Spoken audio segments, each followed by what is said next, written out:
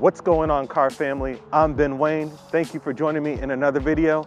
Today, I have borrowed one of my favorite cars from Atlanta Classic Cars. This is the 2018 Mercedes-AMG GTR. And for those of you who don't know the name of this color by now, which I doubt is a lot of people, this is called Green Hell Magno. And this paintwork is incredibly stunning. Consider the GTR a version of the Mercedes-AMG GT on steroids. This thing is a lot more aggressive, it's wider, and it overall just looks a lot sleeker than the standard AMG GT. So today, let's go through some of the exterior and interior details of the 2018 GTR and see how this ride has been engineered for excellence. Let's start off the review by talking about the overall composition of the GTR. Most of the body panels on the GTR are composed of aluminum for a weight reduction, but I do want to point out that carbon fiber is standard on the roof of every GTR to reduce the weight at the car's highest point, which effectively lowers the car's overall center of gravity. Under the aluminum body panels sits a space frame that has been constructed of 97% aluminum and tips the scales at just 514 pounds. The remaining 3% of the space frame goes to advanced polymers and a magnesium support for the radiators. Taking a look at the front of the GTR, you will notice the grille features 15 vertical slats. This is called the Panamericana grille, and it pays homage to the 300 SL that won the Panamericana road race back in 1952. Further down on the grille, in this center portion of the A-wing, you will notice it features several vertical slots that can open and close and provide extra air as the car sees fit. Now on the sides of the A-wing, there's a slit here that channels air over the wheel well, providing laminar flow. And speaking of the wheel wells, they each feature slits to remove high pressure air. When a car is moving at a high rate of speed, high pressure air is typically generated inside the wheel well, which can create lift. And lift, obviously in a car, is extremely bad. So to remove that high pressure air, slits have been incorporated in the wheel wells, and it helps distribute the air along the side of the car, thus reducing lift generated at higher speeds. Taking a quick look at the rear of the vehicle, you will notice that the GTR features a giant gloss black spoiler for improved downforce on the rear axle. I do want to point out that this gloss black spoiler is available in carbon fiber as an option as well. Between the tail lamps, there's a large air vent for improved airflow and removal of heat from the exhaust system. And speaking of the exhaust system, the GTR comes standard with an AMG Dynamic Performance exhaust system. The front section of the exhaust system is composed of thin-walled stainless steel, and the rear muffler is composed of titanium. The overall result is a 13-pound weight reduction. On either side of the hexagonal central exhaust section, there are two tailpipes that incorporate the use of computer-controlled vanes that allow you to escalate or de-escalate the vehicle sound at the push of a button. And we'll get to that a little bit later in the review. We have discussed some of the design and construction aspects of the GTR. I think it's time we head into some of the characteristics of this car that directly impact the driving dynamics.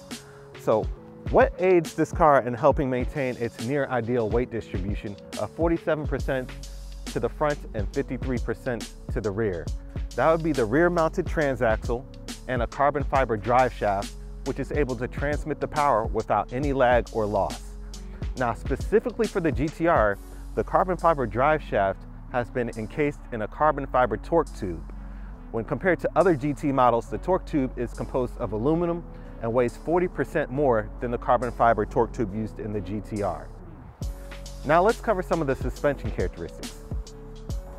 The suspension of the GTR is a forged aluminum double wishbone and coilover suspension system that features AMG ride control, which is able to alter the damping electronically at 3 different stages. The AMG ride control sport suspension is able to instantaneously alter the characteristics of the vehicle's suspension system to help mitigate pitch, roll, and dive during aggressive driving. Let's talk about the wheel, tire, and brake setup of the AMG GTR. Of course, you're getting those beautiful AMG forged alloy wheels, except it's a staggered setup. So up front, your wheels are 19 inches in diameter, but in the rear, they're 20 inches in diameter. They're shod in Michelin Pilot Sport Cup 2 tires that are 275 up front and 325 in the rear. Now your brake rotors are 15.4 inches in diameter. Up front, slotted, drilled, and internally ventilated, grasped by 6 piston calipers. In the rear, they are 14.2 inches in diameter and grasped by a single piston sliding caliper. Now, one fun fact about the AMG GTR is that it features active rear wheel steering. The rear wheels can steer up to 1.5 degrees. Now, at speeds below 62 miles per hour, the rear wheels will steer in the opposite direction of the front wheels for enhanced agility. And that's really going to help you out in parking lot situations.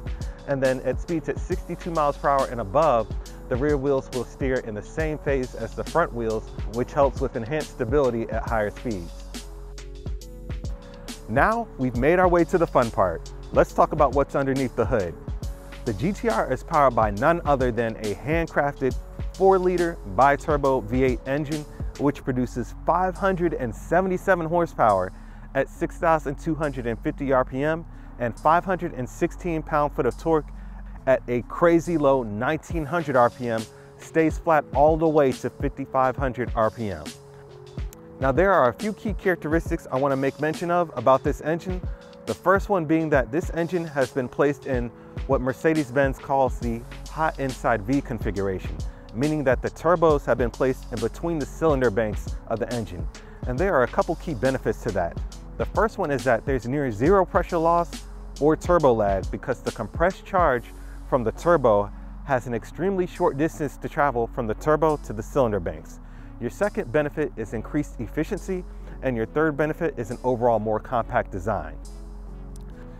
Taking it a step further, this engine also uses a dry sump lubrication system, allowing the engine to sit 2 inches lower behind the front axle, thus allowing the GTR to be classified as a front mid-engine configuration supercar. One fun fact about this engine that I'd love to point out is that it's connected to dynamic engine mounts that have been filled with a magnetorheological fluid, which is subjected to a magnetic field induced by an electromagnet. Once the magnetorheological fluid has been subjected to that magnetic field, the fluid's viscosity and yield stress is able to change, thus allowing the fluid to be able to change the way it's able to transmit force. That gives you that sharp and crisp handling the GTR is known for. This engine is also connected to an AMG DCT speed shift dual clutch transmission. And a dual clutch transmission works by having 2 shafts. Your even gears are on one shaft, that is 2, 4, and 6, and your odd gears are on another shaft. That would be gears 1, 3, 5, and 7. So when you're in one gear, that next gear is already pre-selected for you for that quick shift time. 0 to 60 can be found in 3.5 seconds for the GTR.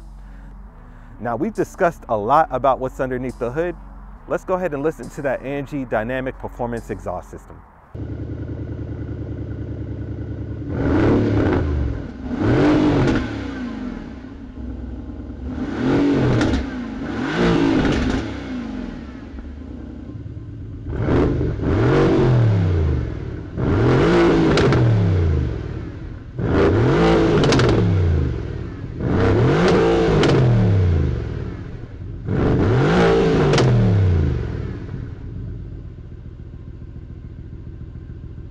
That sounded absolutely incredible. Now let's close the hood and take a quick look at the car's interior.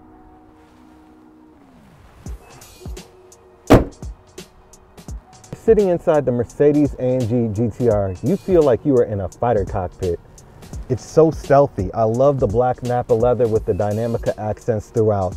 It's exceptionally comfortable. The seats are a little firm, but that's what you would expect of a car of this caliber. The seats are finished in black Napa leather and feature Dynamica inserts and gloss black accents. The top of the dash is finished in a smooth Napa leather as well. You have your air conditioning vents accented in the gloss black, and then coming to the center portion of the car, you have this NACA duct style with 4 buttons on either side, symbolic of the car's V8 engine power plant. You have AMG Dynamic Select button to select different driving modes such as individual, comfort, sport, or sport plus. Your engine start stop button, your electronic stability program, buttons to adjust your dampers, a button for your volume controls, a button to drive in manual mode, a button for eco mode, and of course that exhaust button, which should always be on. I want to point out that in the center console there is a traction control knob. There are 9 different settings of traction control, so that's exactly what this yellow knob is for. But everything in this car is just so driver oriented, and I just never want to get out of here.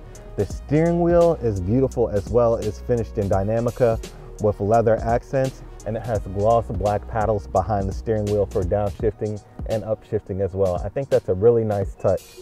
Coming over to the door panel, it's finished in that smooth black Napa leather, and of course Dynamica inserts. You have an aluminum door handle, your lock and unlock buttons, and of course a little bit of storage on the bottom of the door as well. That was a brief overview of the 2018 Mercedes-AMG GTR, and I absolutely love this car, especially in the green hell magno paintwork. This car just looks stunning. It is a complete head turner. What do you guys think about this car? 577 horsepower, 516 pound-foot of torque, 0 to 60 in 3.5 seconds. This is truly an amazing machine. Special thanks to Atlanta Classic Cars for having me to do this technical review. If you're interested in this car or any other Mercedes-Benz model, please be sure to reach out to my friend Jesse Cannon-Wallace. Thank you guys so much for watching. Please remember to hit that like button, and I will catch you in the next one.